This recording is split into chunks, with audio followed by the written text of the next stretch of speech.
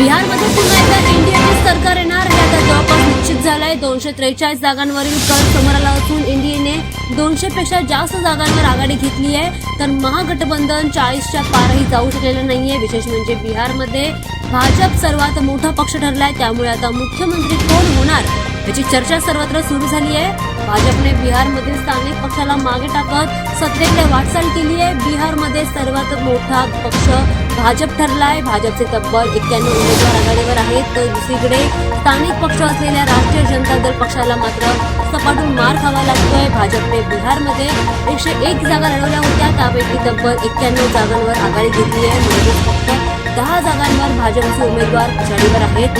नितीश कुमार यांच्या जनता दल युनायटेड पक्षाचे 81 उमेदवार आघाडीवर आहेत, तर चिराग पासवान यांच्या पक्षाचे 21 उमेदवार आघाडीवर आहेत, तर मांझी यांच्या पक्षाचे 5 उमेदवार विजयाच्या मुकाट्यावर असताना येत आहेत। एनडीच्या जागा वाटपात भाजप 101, जनता दल युनायटेड 101 जागा लढवत आहेत।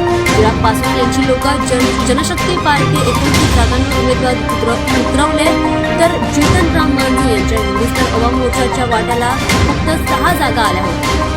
तेजस्वी यादव यांच्या नेतृत्वात बिहारमध्ये विरोधक मैदानात उतरले, पण बिहारच्या जनतेने त्यांना नाकारल्याचे सुरुवातीच्या कलांमध्ये दिसून येत आहे। मागील निवडणुकीत 3 उमेदवार असलेले नितीश कुमार पुन्हा बिहारचे 3 होणार का अशी चर्चा आता सुरू झाली आहे, कारण बिहारमध्ये भाजप नंबर 1 चा पक्ष झालाय। भाजप सध्या 91 जागांवर आघाडीवर आहे, तर नितीश कुमार यांचा पक्ष 80 जागांवर आघाडीवर आहे। चिराग पासवान हे 3 उमेदवार ठरण्याची शक्यता आहे।